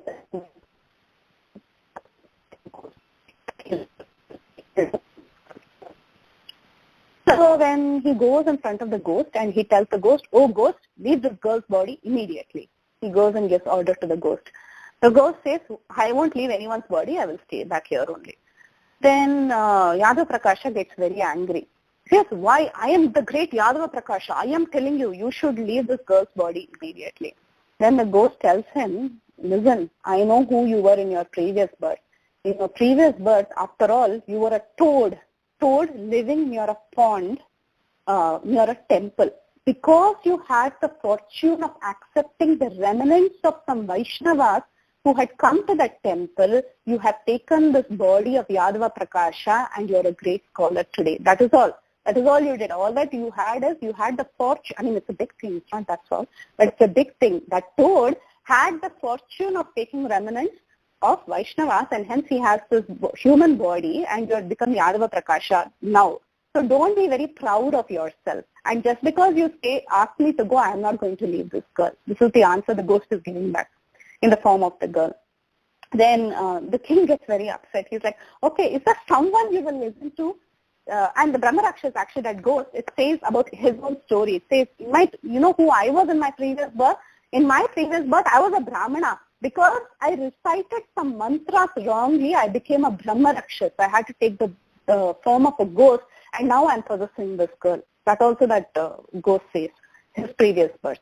Then the king asks, now, please tell me, how will you get out of my child's body? Then the ghost says, the Brahma Rakshas says, if this little boy who's standing behind Yadava Prakasha tells me, I will listen only to him and I will leave. Who's that little boy? It is Ramanuja. So if that boy, Ramanuja, tells, I will leave. So at that time, Ramanuja steps forward and he says, I plead you to leave this girl's body, and as a proof, please break the branch of a tree before you leave. The ghost immediately agrees because he is a great Vaishnava. He agrees to leave. He gets the mercy of Ramanuja. Actually, it's said that he gets the mercy of the lotus feet of the Vaishnava, and then he decides to leave the body. He breaks the branch and the ghost leaves and the girl becomes normal. So Ramanuja's act here was actually praised by everybody, and he became very famous actually, Ramanuja in the village. He's the one who drove away the ghost. So his respect started increasing more and more. As it is in a school, his respect had increased. And Yadava Prakasha's, because of his pride itself, he was being hated by many people. And Ramanuja's respect was increasing day by day, and people were going to Ramanuja for everything, to receive Vedic knowledge or whatever it is. They thought he's the best person. So the entire town became followers of Ramanuja slowly. Now again in school, there was another argument between the Guru and Sishya. This argument resulted in the dismissal of Ramanuja from his school. So that argument was from Chandogya Upanishad. That particular verse says, Sarvam Kalvidam Brahmam, that word, Sarvam Kalvidam Brahmam. This is from Chandogya Upanishad 3:14:1. So again, Ramanuja gives a Vaishnava interpretation, and this person talks pure Mayavad, and there is a big fight that breaks out, not fight, probably a debate that breaks out between the Guru and the disciple. And then Yadava Prakasha has determined, I have to send this boy out of school, and that's the only way I can escape from him. Now, meanwhile, so they're at a point where Ramanuja is going to be dismissed from school. Meanwhile, Yamunacharya is waiting for Ramanuja. Remember, he received the Vigraha, he heard the story of receiving the Vigraha from his Guru, and his Guru told him a great person is going to appear. Before you leave your body, you should make him as the successor. So Yamunacharya is getting all these thoughts in his mind. I have to somehow find this boy. Now, how am I going to find this boy? This was the concern Yamunacharya was having. So at that time, Yamunacharya, he sent some of his disciples to Kanchipuram. Why did he send them to Kanchipuram? In those days in South India, Kanchipuram was the greatest seat of learning. So he had an idea that if people go to Kanchipuram, they will find great scholars, and somehow this boy will be spotted there. Okay? So he sends his disciples to Kanchipuram. His disciples come to Kanchipuram. They go to the Varadaraj temple. They hear about this unique boy by the name Ramanujacharya and the great accomplishments that he has done, how Goddess Lakshmi and Narayana, Lord Narayana accompanied him from the forest to the city, and how he drove away the ghost, and so many stories about this boy. The entire town was talking, and these messengers of Yamunacharya heard this, and they went back to Srirangam where Yamunacharya was waiting, and they told him the news about this boy. And they also told him this boy is none other than the Sri Shailapurna's sister's son, Ilayalvan. That boy is the one who's doing all this. Then Yamunacharya understands, okay, this is the boy whom my Guru has told about, and I should bring this boy. He will be the successor of the Sampradaya. So Yamunacharya, he comes to Kanchipuram just to see this boy and confirm for himself. So he comes to Kanchipuram, he comes to the Varadarajaswami temple, and they are doing a production, like circumambulation of the temple. Okay? So Yamunacharya is going with his disciples. At that time, it was the last day of school of Ramanuja, and he's being given TC and he's being sent out, dismissal day. So before being dismissed, Yadava Prakasha, for the little goodness he had, he decided to take all the disciples for one darshan of Varadaraj, and then he said, you can get out of school after that. So they are on the dismissal day, he's going, and they are also circumambulating the Lord. Okay?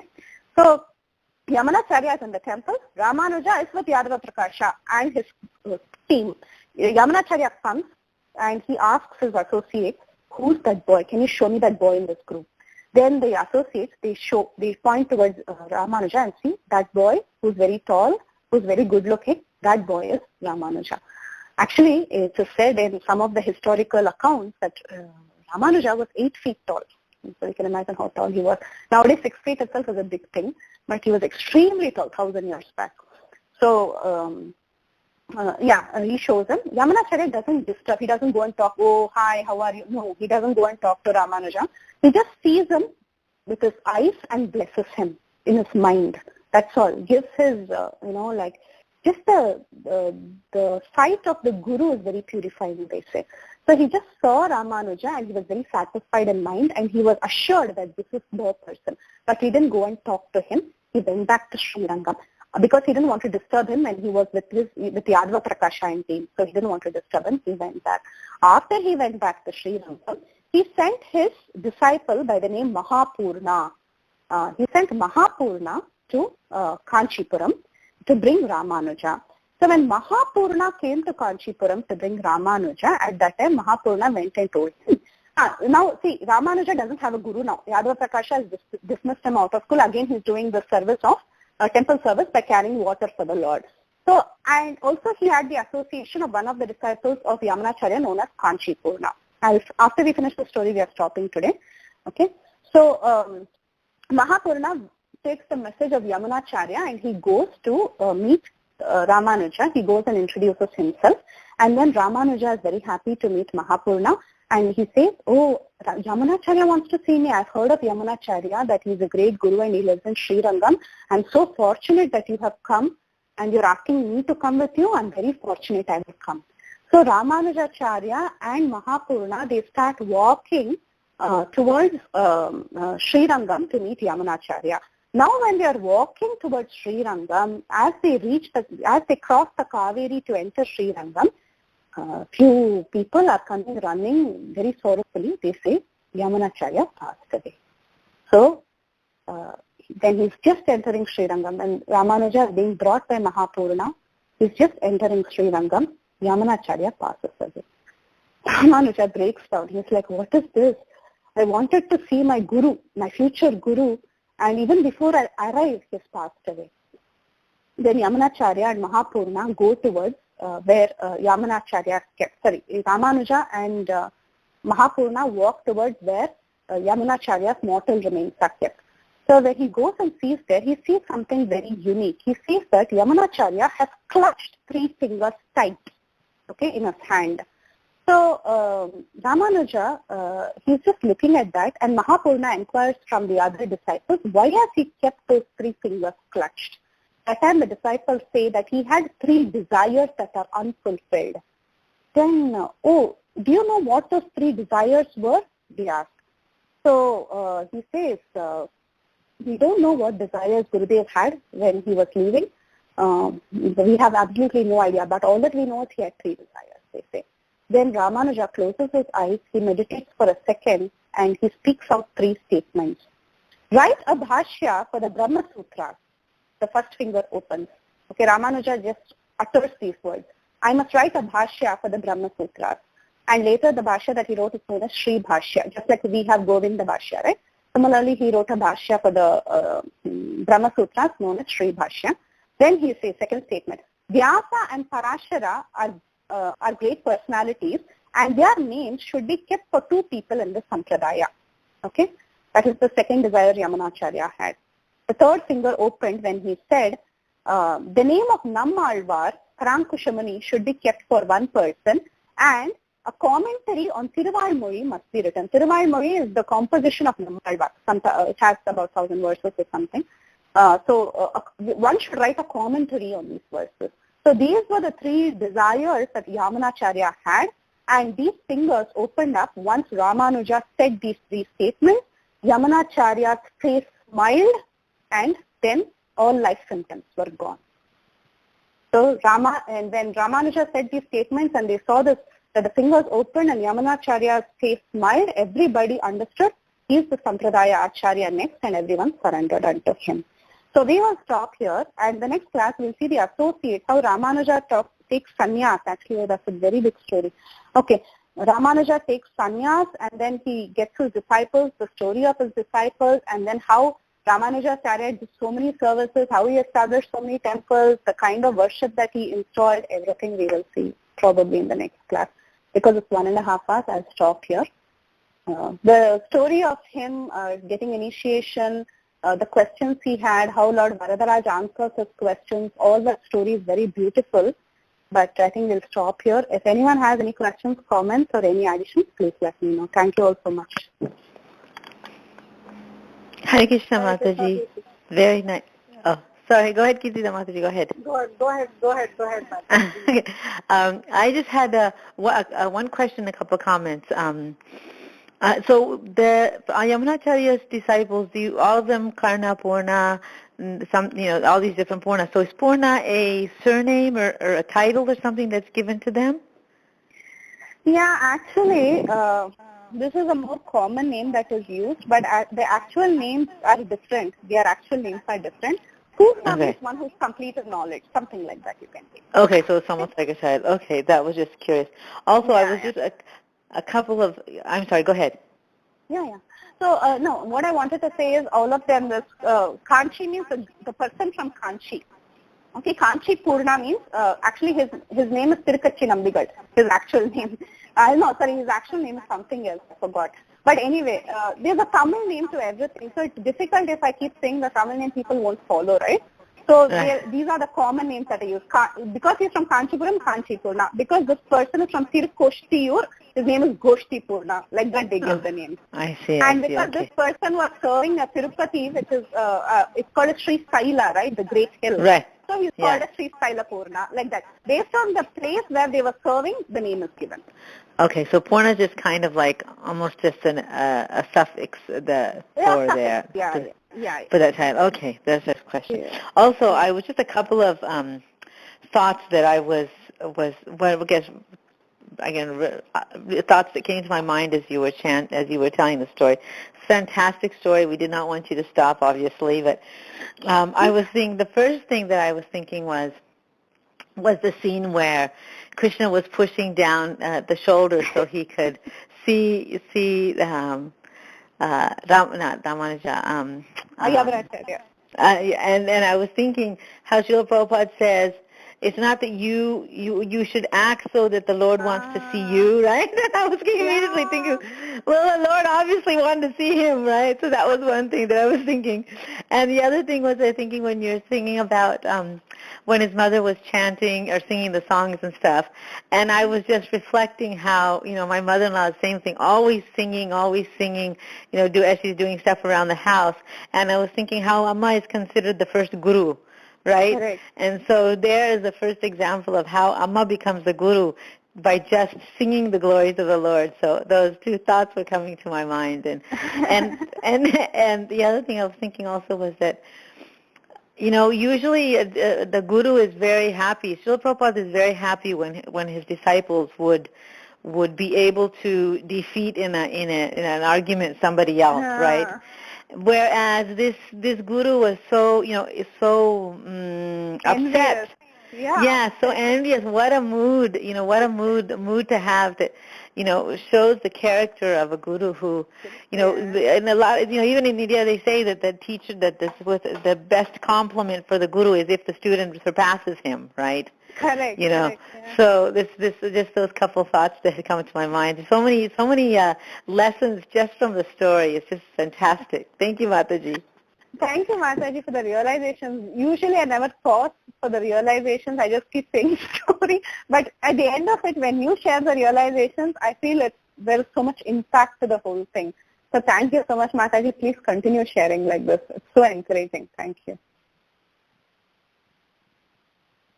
Hare Krishna, Preethi, Vilasini, Mataji. Wonderful class.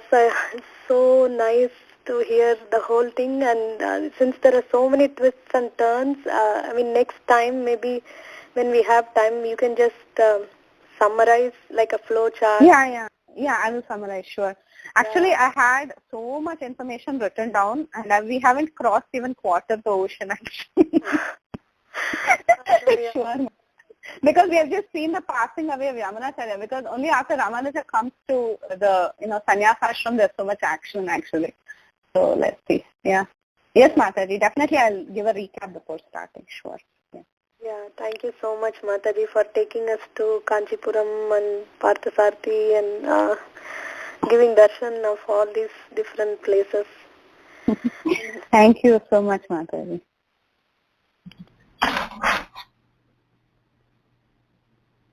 And Lalita, go ahead. Go ahead, Mataji. No, I just asked her if she wanted to add anything. The beauty is you combined everything, Mataji. We know these stories in different places, but it's like a flow. This is the first time I'm hearing connecting from Nammalvar to Madhura Kavi. It's ecstatic. Thank you so much. Thank you, Mataji. And feel free to add more realizations, Mataji. Thank you so much.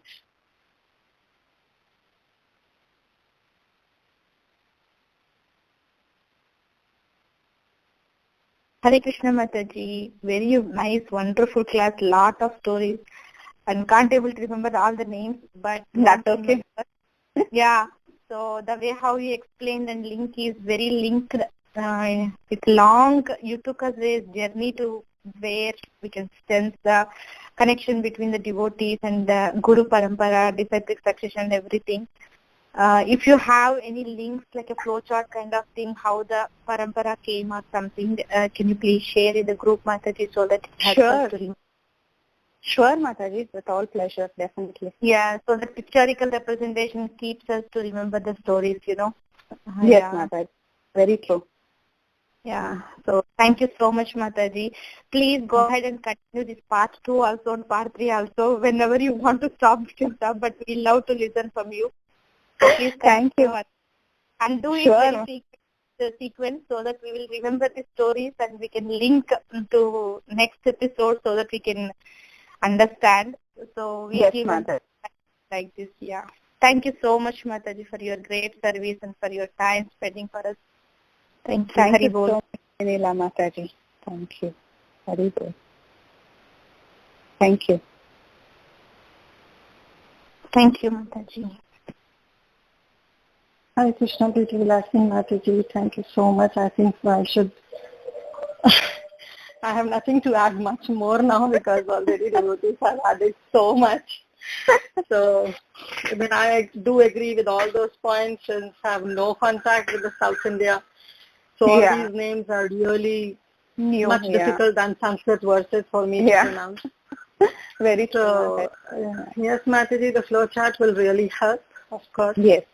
Sure. And thank you again for this much awaited seminar. Please go ahead and finish it with the second and the third part too. Yes, Mataji, surely. Yeah. And one question, I don't know, I have asked previously also because some tips, here and there parts you have already shared while narrating some Chaitanya Charitamrita portions. So we were aware of, I was little aware of some stories because you have already shared. Yeah. So Ramanujacharya was not able to meet Yamunacharya, right? That's what the crux is? In the sense, he couldn't really go talk to him and take initiation, but how they have explained it is that the message came that Yamunacharya is dead, right? So Ramanuja goes, but when he speaks these 3 statements, there is still some life symptoms. The people are thinking he's dead, but it appears that there are still some life symptoms. That's why the fingers open up and his face smiles. Now, if there is no life symptom, there is no way for a face to smile up suddenly, right? So it was something like you can say, some people call it like a coma state or something like that. So Ramanuja had the darshan of Yamunacharya. He spoke these 3 statements. Yamunacharya was satisfied in heart that Ramanuja has come and left his body. That is one way of looking at it. But still the initiation or anything didn't happen with Yamunacharya. Is that okay, Mataji? Okay. So the mantra that was recited by Ramanujacharya for the benefit of others, though he was being prohibited by his guru, So was given by Yadava Prakasha, not by Yamunacharya? No. Yadava Prakasha doesn't come anywhere in the picture. So Yadava Prakasha, he was just learning some Upanishads and some Purva Paksha from him. He didn't even get into the Vaishnava crux at all with Yadava Prakasha. And it was early school days, that's all. This Yadava Prakasha thing was just the early school days, before he met Yamunacharya. Now the mantras that Ramanuja received were from different gurus, interestingly. It was not only from one guru. Because Yamunacharya, as I said, had many disciples. Some of them were Mahapurna, Kanchipurna, Goshtipurna, like that many people were there, Srishailapurna, like that. So Ramanuja, he got this Namo Narayana mantra, which he said on the temple tower to everybody, from Goshtipurna. He got, actually in Sri Vaishnava Sampradaya, they give you 3 mantras, not just 1 mantra. One is called as the Namo Narayana mantra, which is given. The other one is Dvaya mantra, which is something like Narayana Sharanam Sharanam Prapatti Srimate Narayana Namaha. That mantra he received from Mahapurna. Now, we will see that is the next thing. Before sannyasi, first he will receive mantra from Mahapurna. Later he receives from Goshtipurna. First Mahapurna is his first guru actually. And then he receives 2 mantras from Mahapurna. So Ramanuja receives 2 mantras from Mahapurna and 1 mantra from Goshtipurna. And also he receives the essence of the Ramayana from his uncle Sri Shailapurna. So he has many gurus in one sense. Even Kanchipurna teaches him many things. So Ramanuja has many gurus.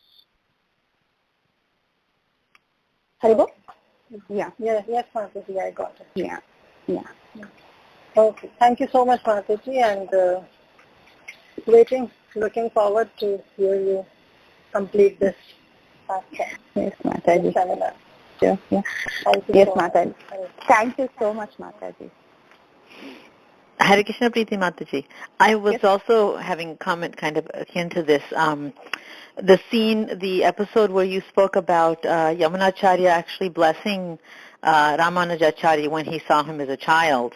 I was just thinking that, in that essence, he kind of, I don't want to speculate, but there's some connection there, too, from him through Yamunacharya.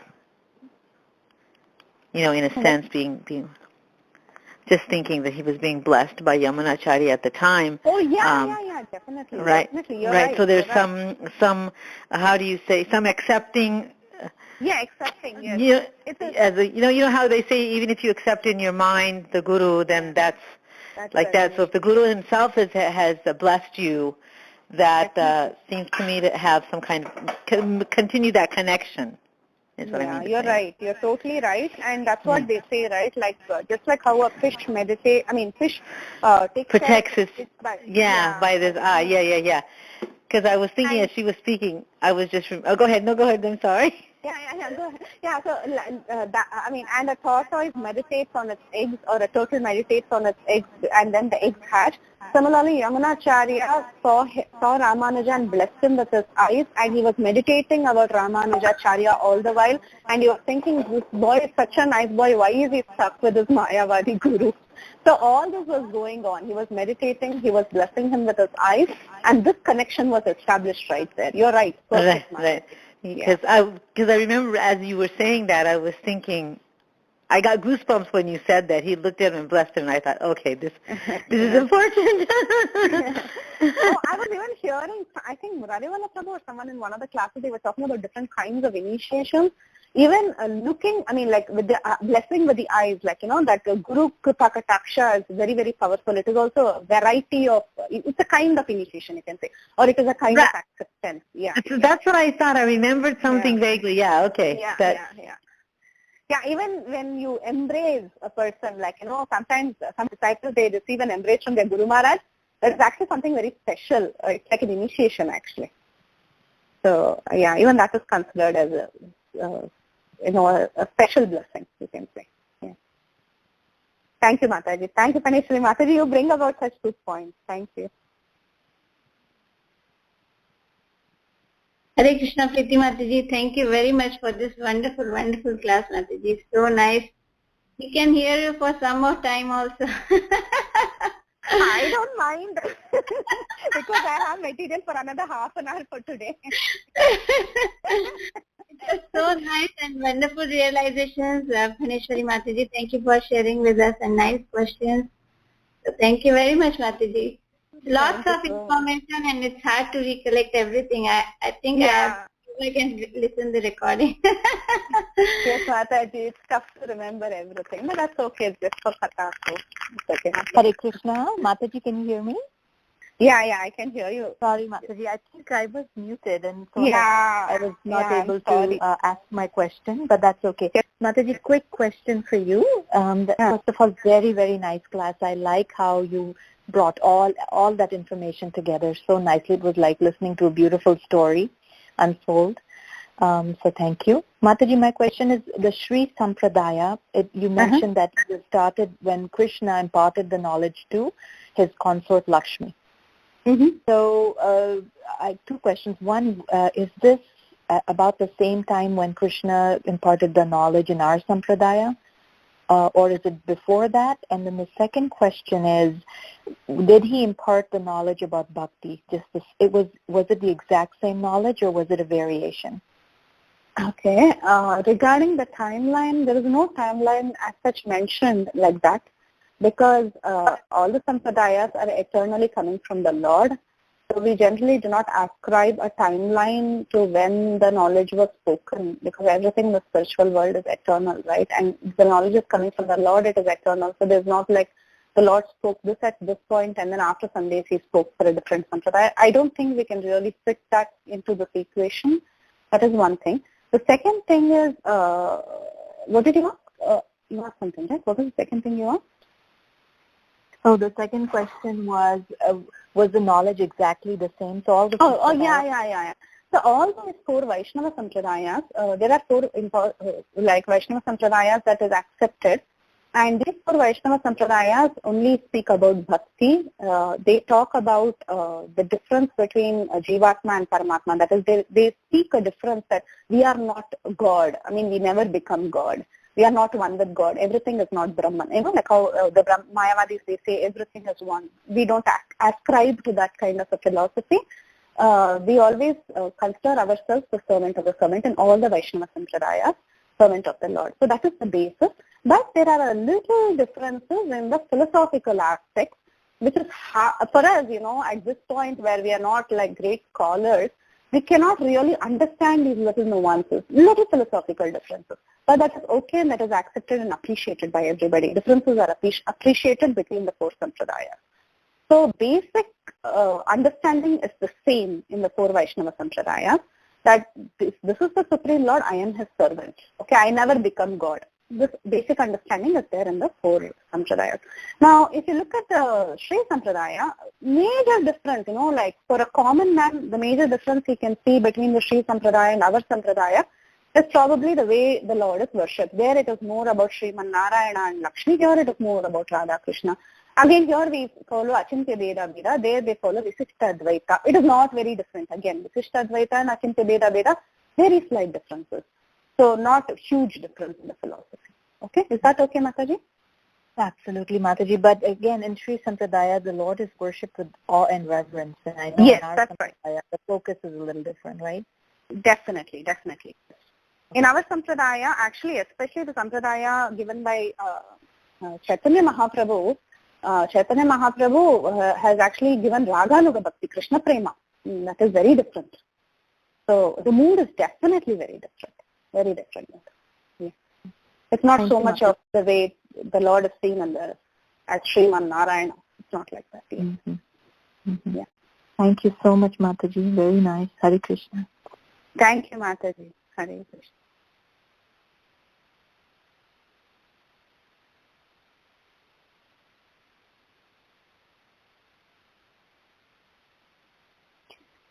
Okay, thank you all so much. So we'll end the call now. And anyone else wants to say anything? Okay. So we'll end the call now. Vancha kalpatarubhishcha kripasindubhyevacha patitanam pavanebhyo vaishnavebhyo namo namaha. Ananta Koti Vaishnava Vranda ki jai. Namacharya Shri Haridas Thakur ki jai. Sripad Ramanujacharya ki jai. Thank you all so much. Ananta Koti Vaishnava Vranda ki jai. Hare Krishna.